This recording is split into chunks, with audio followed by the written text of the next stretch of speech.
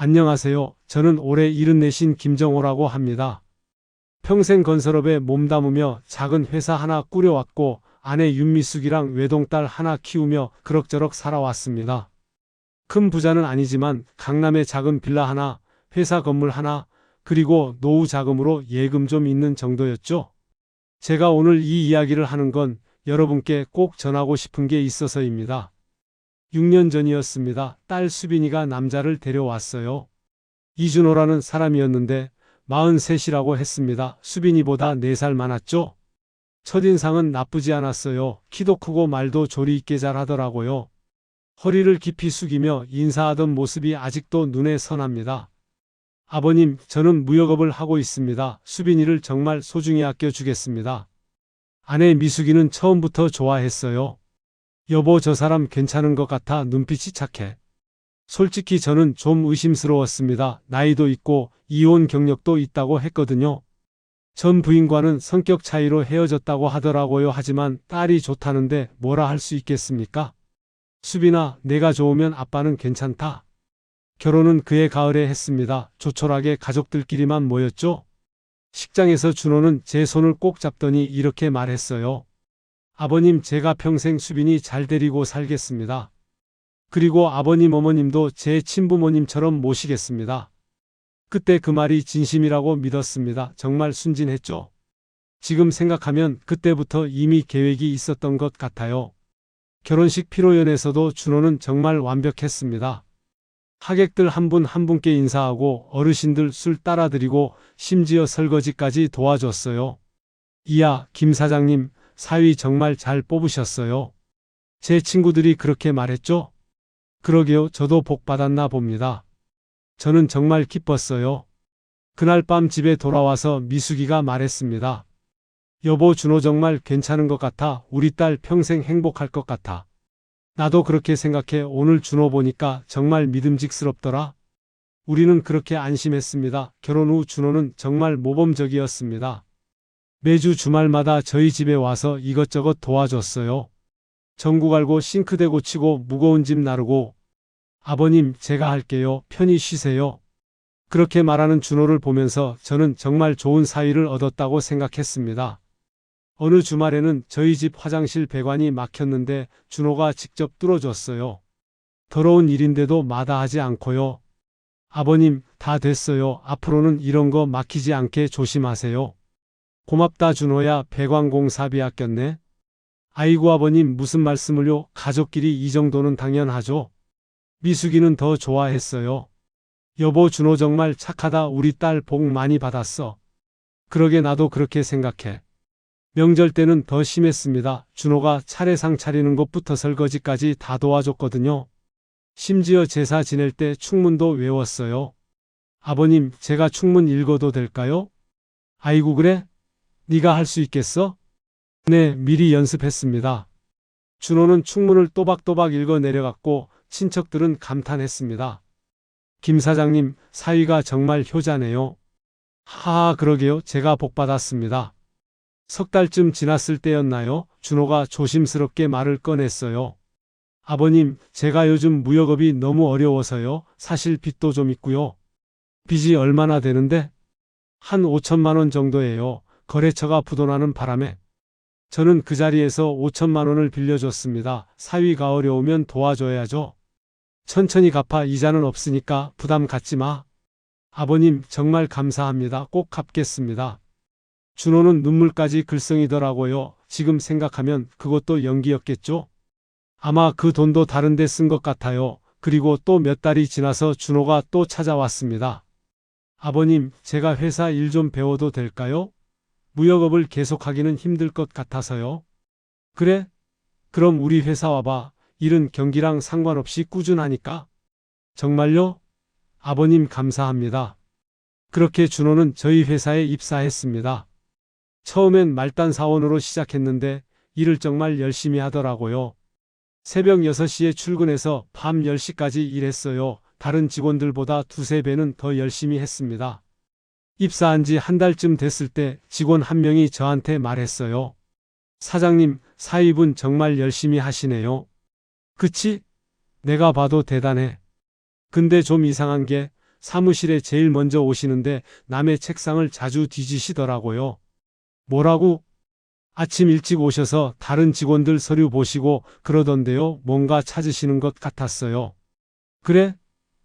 아마 회사 일 빨리 배우려고 그런 거겠지? 저는 대수롭지 않게 넘겼습니다. 지금 생각하면 그때부터 뭔가 조사하고 있었던 것 같아요. 회사 구조, 자금 흐름, 주요 거래처 같은 것들을요. 6개월쯤 지났을 때 저는 준호를 대리로 승진시켰습니다. 준호야, 네가 일을 정말 잘하더라. 대리로 승진시켜줄게. 감사합니다. 아버님 더 열심히 하겠습니다. 그리고 1년이 지나자 과장이 됐고 2년 차에는 부장이 됐습니다. 다른 직원들은 좀 불만이 있었을 거예요. 너무 빨리 승진한다고. 하지만 준호의 실력은 확실했거든요. 실제로 그가 맡은 프로젝트는 다 성공했고 회사 매출도 30%나 올랐습니다. 아버님, 이번 달 매출이 작년 대비 32% 증가했습니다. 제가 새로 따온 계약건 때문인데요. 오, 그래? 준호가 해냈구나. 역시 우리 사위야. 아닙니다. 아버님이 기회를 주셔서 가능했습니다. 저는 정말 기뻤습니다. 아들이 없던 저에게 준호는 정말 든든한 존재였거든요. 회사를 물려줄 수 있는 사람이 생긴 거잖아요. 밤에 집에 가서 미숙이한테 자랑했어요. 여보, 준호가 이번 달에 큰 계약 따왔대. 18억짜리. 와, 정말? 우리 사위 대단하네. 그러게 앞으로 회사 물려줘도 되겠어? 그래, 우리도 이제 편히 쉴 수 있겠네. 집에서도 준호는 완벽했습니다. 어머님, 제가 안마기 하나 샀어요. 허리 아프시다고 하셨잖아요. 아이고, 우리 사위가 이런 걸 다. 고맙다, 준호야. 어머님, 이번 주말에 맛있는 거 드시러 가시죠. 제가 예약했어요. 그래? 어디? 청담동에 있는 한정식집이요. 거기 진짜 맛있다고 소문났대요. 미숙이는 준호를 진짜 아들처럼 아꼈어요. 명절 때마다 용돈도 제일 많이 챙겨주고 반찬도 따로 싸주곤 했죠. 준호야, 이거 가져가. 내가 좋아하는 갈비찜이랑 잡채 싸뒀어. 어머님, 감사합니다. 잘 먹을게요. 그래, 우리 사위 건강해야지. 수빈이도 행복해 보였습니다. 아빠, 준호 오빠가 저한테 정말 잘해줘요. 매일 출근하기 전에 커피 타다 주고 퇴근하고 오면 발 마사지도 해주고 결혼 정말 잘한 것 같아요. 그래? 다행이다, 수빈아.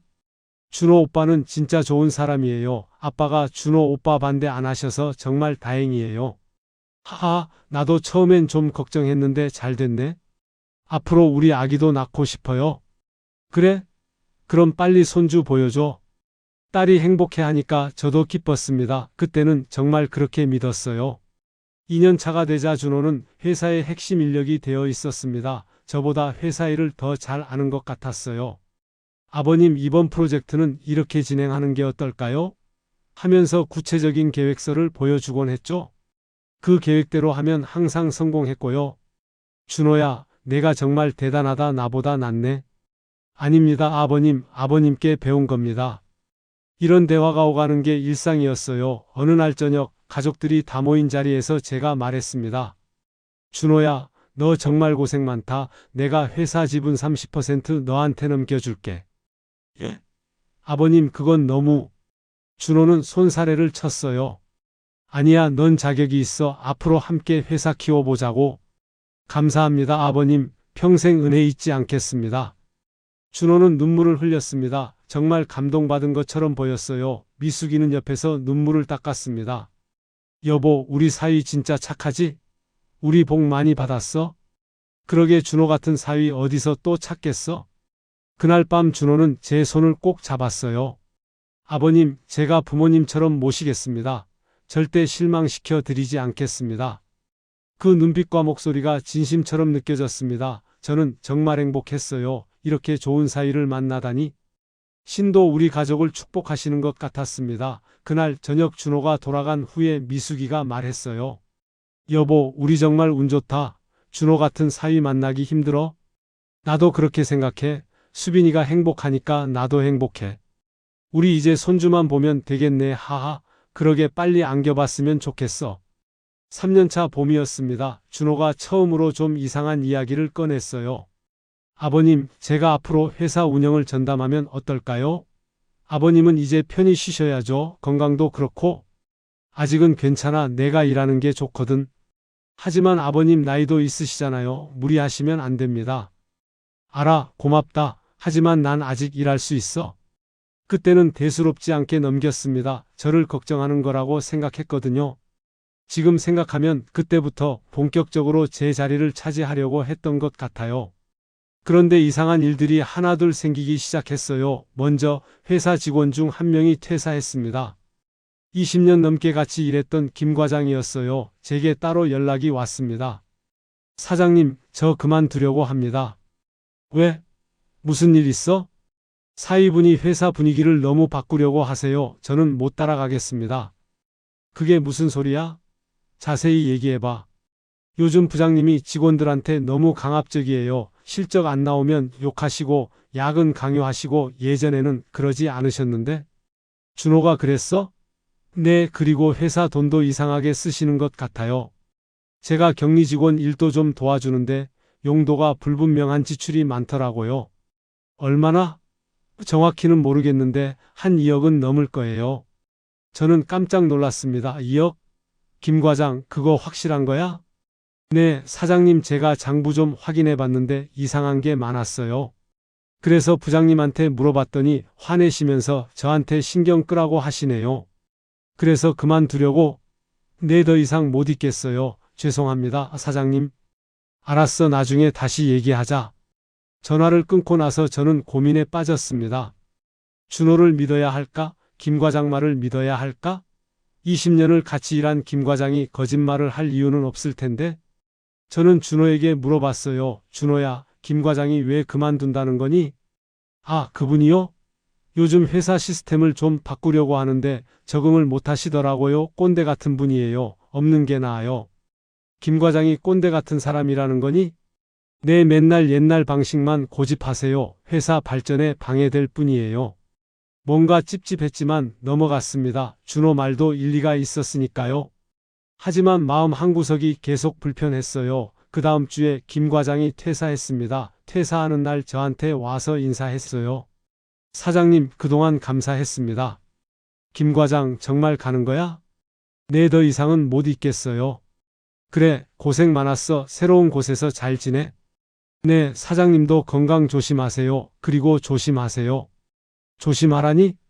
그냥 몸 조심하시라는 말입니다. 김 과장은 의미심장한 표정을 지으며 회사를 떠났습니다. 무슨 의미였을까요?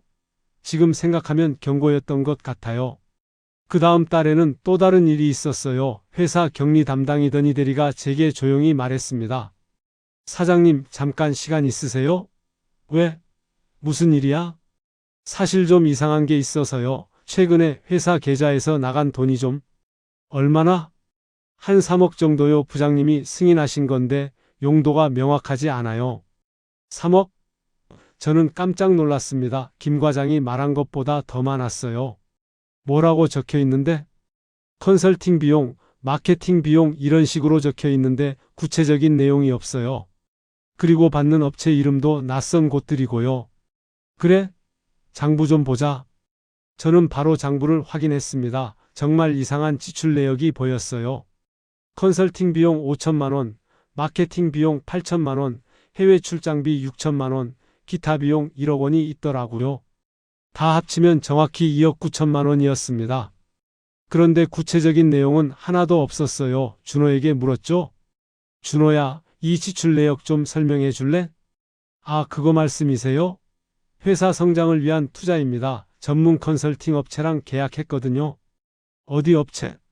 서울에 있는 큰 회사예요. 이름은 JN컴퍼니라고. 그래? 근데 왜 나한테 먼저 얘기 안 했어? 아버님한테 부담 드리기 싫어서요. 제가 알아서 처리하려고 했습니다. 3억이 부담 안 되는 돈이야? 죄송합니다. 앞으로는 미리 말씀드릴게요. 저는 불안했습니다. 뭔가 잘못되고 있는 것 같았어요. 그래서 이 대리에게 부탁했습니다. 이 대리, 이 업체들 좀 알아봐 줄래? 알겠습니다, 사장님.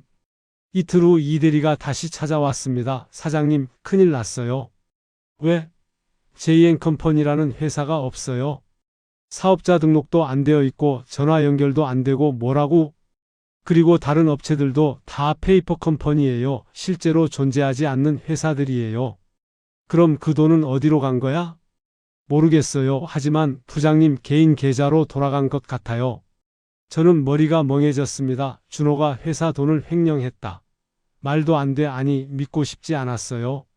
확실해? 네, 사장님. 제가 며칠 동안 추적해 봤는데 틀림없어요. 그리고 사장님, 더 있어요. 뭐가 더 있는데? 부장님 명의로 된 비밀 계좌가 있어요. 거기에 매달 큰 돈이 들어가고 있고요. 얼마나? 한 달에 5천만 원씩이요. 지난 1년간 총 6억이 들어갔어요. 6억? 네, 그리고 그 전에도 있었던 것 같아요. 제가 확인할 수 있는 건 1년치뿐이지만 저는 그 자리에서 쓰러질 뻔했습니다. 6억? 아니, 앞에 3억 더하면 9억이잖아요. 준호가 회사에서 9억을 빼돌렸다는 건가요? 이 대리, 이거 확실한 거지? 네, 증거도 있어요. 장부 복사본이랑 계좌 이체 내역서 다 있습니다. 좋아, 일단 아무한테도 말하지 마. 특히 준호한테는 절대. 네, 알겠습니다. 그리고 이 대리, 더 조사해 줄 수 있어? 어떤 걸요? 지난 3년간 모든 이상 거래 내역 다 찾아봐줘. 알겠습니다, 사장님. 저는 집에 돌아와서 미숙이한테 얘기했습니다. 여보, 준호가 회사 돈을 빼돌린 것 같아. 뭐라고? 그게 무슨 소리야? 이 대리가 확인했는데 9억이 용도 불명으로 나갔대. 준호 개인 계좌로. 9억이라고? 말도 안 돼. 우리 사이가 그럴 리 없어. 나도 믿고 싶지 않아. 하지만 증거가 있어. 증거가 뭔데? 저는 이 대리한테 받은 서류들을 보여줬습니다. 미숙이는 서류를 보더니 고개를 저었어요. 이게 정말이야? 그런 것 같아. 그럼 우리가 6년 동안 속은 거야? 아직 확실하지 않아. 더 조사해 봐야 해. 다음 날 저는 조용히 사설 탐정을 고용했어요. 준호라는 사람 좀 알아봐 주세요. 뭐 하고 다니는지, 누구 만나는지 다 알고 싶습니다. 네, 알겠습니다. 일주일 정도 걸릴 것 같은데 괜찮으세요? 괜찮아요. 철저하게 해주세요. 추적 범위는 어디까지 하시겠어요? 회사 근처, 집 근처, 그리고 주말에 다니는 동선 전부 다요. 비용이 좀 나갈 텐데요. 상관없어요. 돈은 얼마든지 드릴 테니까 제대로 해주세요. 일주일은 정말 길었습니다. 매일 준호를 보면서도 아무렇지 않은 척하는 게 너무 힘들었어요. 아버님, 오늘 컨디션은 좀 어떠세요? 응, 괜찮아.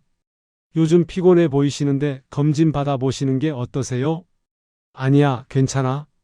준호는 여전히 친절했고 저는 그게 더 역겨웠습니다. 하지만 참아야 했어요. 확실한 증거가 나올 때까지는. 일주일 후 탐정이 보고서를 들고 왔습니다. 사장님, 여기 있습니다. 보고서를 펼쳐보니 충격적인 내용들이 적혀 있었어요. 준호는 매주 화요일과 목요일 저녁에 강남의 한 고급 아파트를 방문했고 거기서 한 여자를 만났습니다. 이름은 박소희, 나이는 36, 카페를 운영하는 사람이었어요. 그리고 더 충격적인 건 준호가 그 카페에 2억을 투자했다는 겁니다. 회사에서 빼돌린 돈으로요. 이게 다예요? 아니요, 더 있습니다.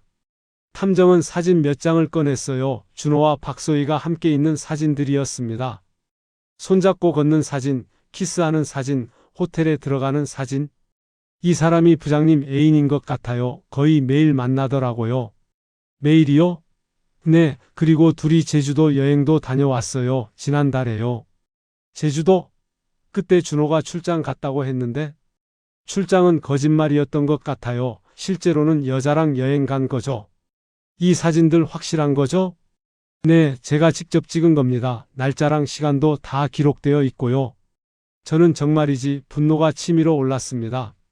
준호가 회사 돈을 빼돌린 것도 화가 나는데 바람까지 피웠다니 우리 딸은 뭐가 돼요? 더 있어요? 네, 부장님이 최근에 강남에 오피스텔을 하나 샀어요. 박소희 명의로요. 얼마짜리? 시세가 한 8억 정도 됩니다. 8억? 저는 계산을 해봤습니다. 회사에서 빼돌린 9억, 카페 투자 2억, 오피스텔 8억. 도대체 얼마나 더 있는 거야? 사장님, 그리고 이거 보세요. 탐정은 또 다른 서류를 내밀었어요. 준호가 대출을 받은 기록이었습니다. 총 3억 원. 대출을? 네, 근데 이상한 건 대출 보증을 사장님 명의로 했더라고요. 대출을 내 명의로? 네, 아마 사장님 도장을 위조한 것 같아요. 은행에서 확인해보니 서명 필적이 좀 이상하대요. 이건 완전히 범죄잖아요. 횡령에, 문서 위조에, 그리고 사기에. 그리고 사장님, 제일 충격적인 게 있어요. 뭔데요? 부장님이 박소희한테 보낸 문자 내용인데요. 탐정은 휴대폰 화면을 보여줬습니다. 소희야, 조금만 기다려. 올해 안에 장인 재산 정리되면 이혼하고 정식으로 결혼할게. 너랑 평생 살고 싶어. 제 손이 떨렸습니다. 이혼?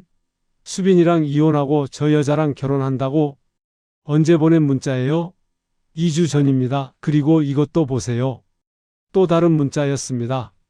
장인 건강이 요즘 안 좋아. 약 좀 바꿔놨더니 효과가 있는 것 같아. 1년만 더 참으면 다 우리 거야. 저는 온몸이 얼어붙었습니다. 약을 바꿨다고? 내 약을? 4년차 여름 바로 그 무렵이었습니다. 제 건강에 문제가 생겼습니다. 고혈압이 갑자기 심해지더니 어지럼증이 계속됐어요.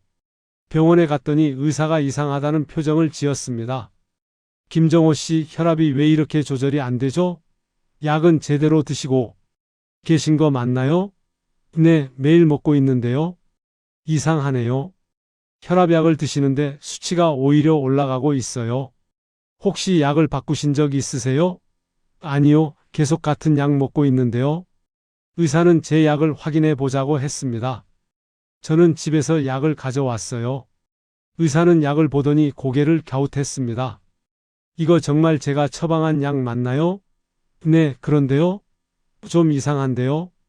약국에서 제대로 조제한 게 맞는지 확인해 봐야겠어요. 의사는 약을 분석실로 보냈습니다. 결과가 나오는데 일주일이 걸렸어요. 일주일 후 의사가 저를 다시 불렀습니다. 표정이 심각했어요. 김정호 씨, 큰 문제가 있습니다. 뭐가 문제인데요? 이 약, 혈압약이 아니에요. 뭐라고요? 비타민입니다. 그냥 종합 비타민이에요. 저는 깜짝 놀랐습니다. 그럼 제가 몇 달 동안 혈압약을 못 먹은 거예요? 그런 것 같습니다. 그래서 혈압이 계속 올라간 거고요. 위험한 상황이었어요. 조금만 더 늦었으면 뇌졸중이나 심장마비가 올 수도 있었습니다. 누가 제 약을 바꾼 거죠? 그건 저도 모르겠습니다. 하지만 누군가 의도적으로 바꾼 게 분명해요.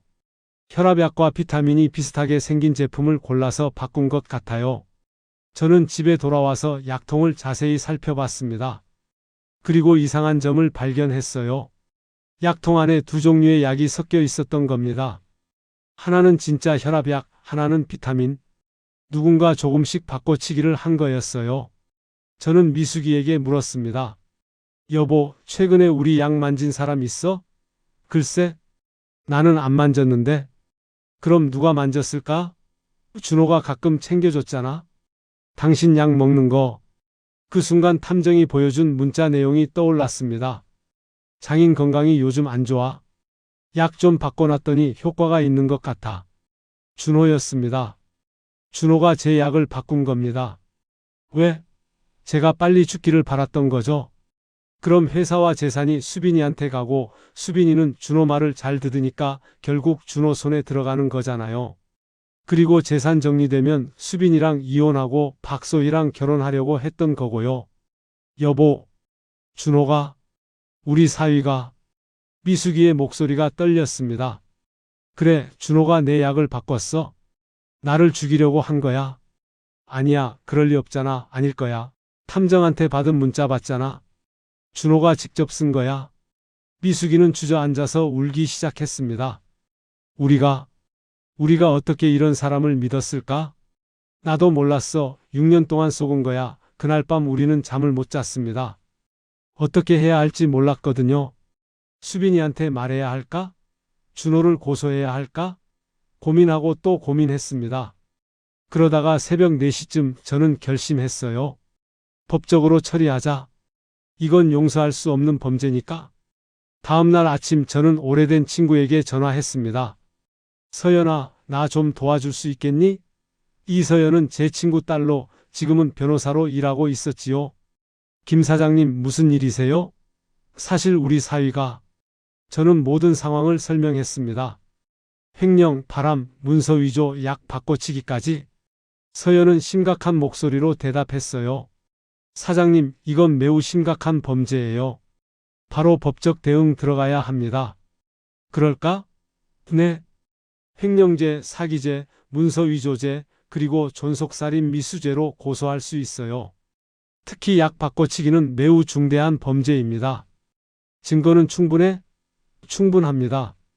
탐정 보고서, 회사 장부, 병원 기록, 문자 내용 모두 증거가 됩니다. 그럼 수빈이는? 따님한테도 말씀하셔야죠. 늦기 전에. 알았어. 오늘 저녁에 수빈이 불러서 얘기할게. 네. 그리고 사장님, 절대 준호 씨한테 들킨 것처럼 행동하면 안 돼요. 증거 인멸할 수 있어요. 알았다. 조심할게. 그리고 추가 증거 확보를 위해 며칠 더 시간을 주세요. 제가 은행 거래 내역이랑 부동산 등기부 등본 같은 것들을 좀 더 조사해 볼게요. 얼마나 걸려? 일주일이면 충분할 것 같아요. 전화를 끊고 저는 수빈이한테 연락했습니다. 수빈아, 오늘 저녁에 집에 올 수 있어? 응, 왜? 아빠가 할 얘기가 있어서. 무슨 얘기? 와서 들어봐. 중요한 거야. 알았어, 아빠. 준호 오빠도 데려갈까? 아니, 너만 와. 왜? 무슨 일인데? 오면 알아. 7시까지 와. 알겠어, 7시까지 갈게. 그날 저녁 수빈이가 집에 왔습니다. 우리 셋이 거실에 앉아서 대화를 시작했어요. 수빈아, 아빠가 물어볼 게 있어. 응, 뭔데? 준호가 요즘 어떻게 지내? 그냥 평범하게 지내는데. 왜? 회사 일은? 바쁘다고 하던데. 요즘 큰 프로젝트 진행 중이래. 그래? 준호가 그렇게 말했어? 응. 왜 그래, 아빠? 무슨 일 있어? 저는 심호흡을 했습니다. 이제 말해야 할 때였어요. 수빈아, 준호가 회사 돈을 빼돌리고 있어. 뭐? 수빈이의 얼굴이 굳었습니다. 그게 무슨 소리야? 지난 3년간 총 12억을 횡령했어. 그리고 다른 여자가 있어? 저는 탐정이 준 사진들을 수빈이 앞에 놓았습니다. 수빈이는 사진을 보더니 손이 떨리기 시작했어요.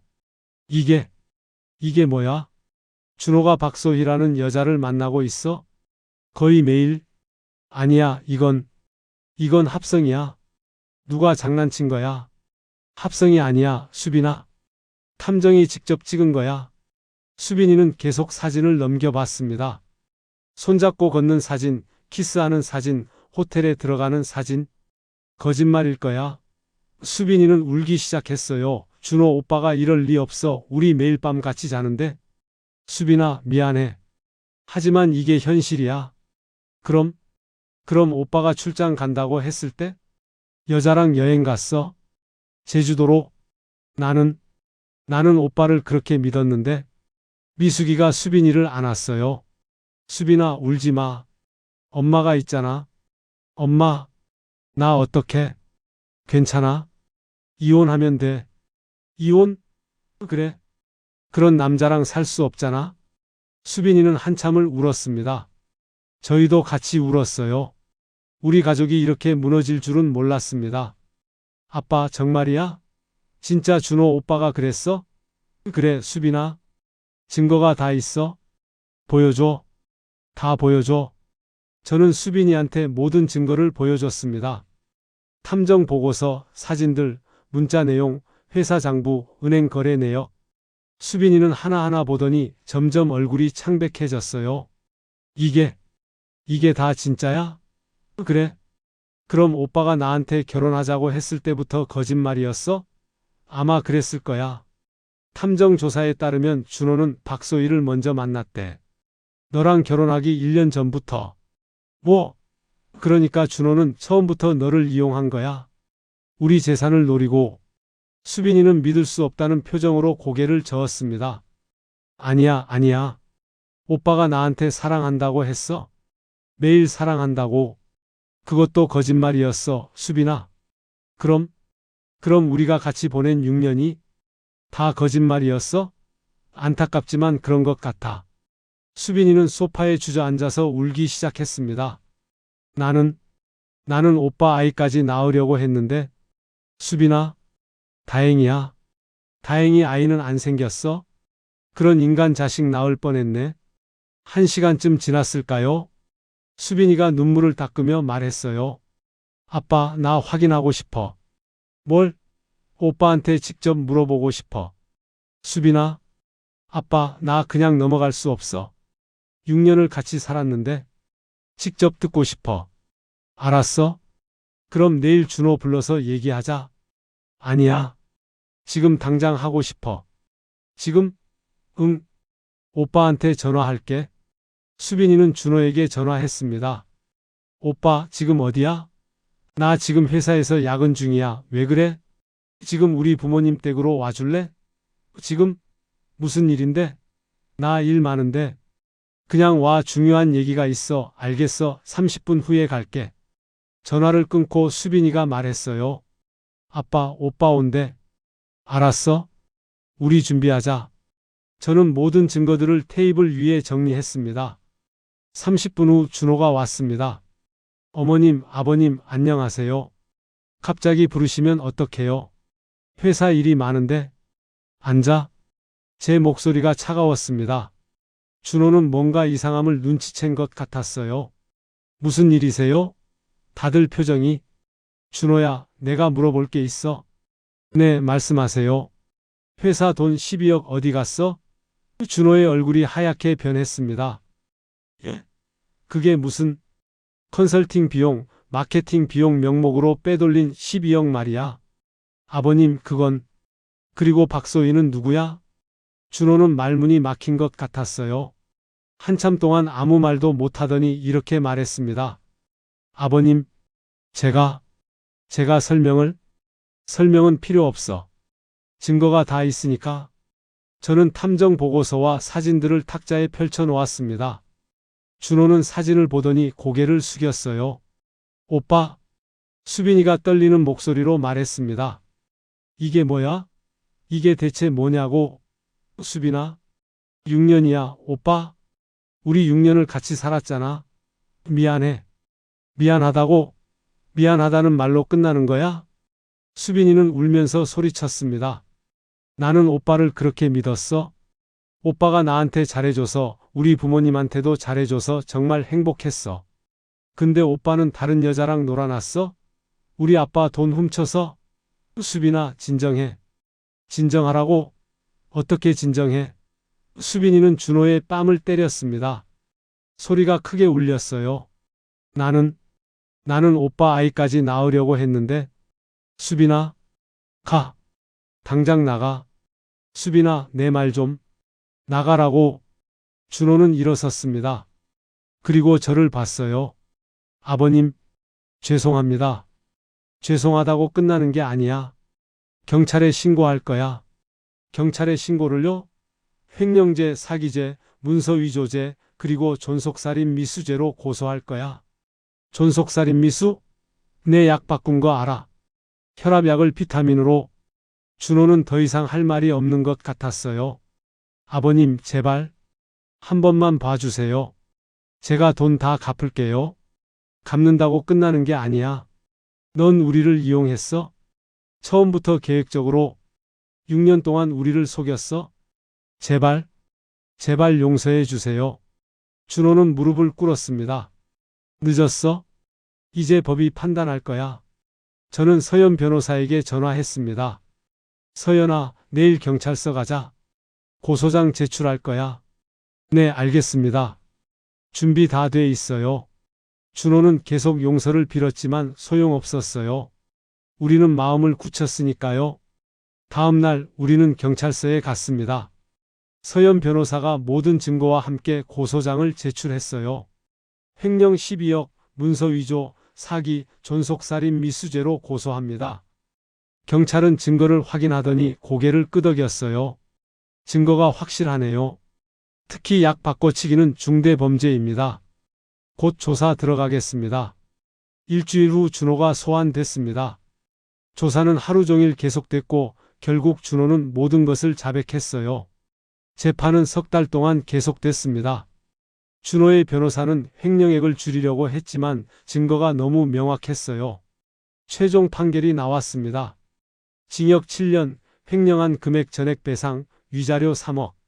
준호는 항소하지 않았습니다. 지금은 2년이 지났습니다. 수빈이는 이혼하고 새 삶을 살고 있어요. 작은 카페를 차려서 운영하는데 손님이 많답니다. 저도 건강을 많이 회복했고요.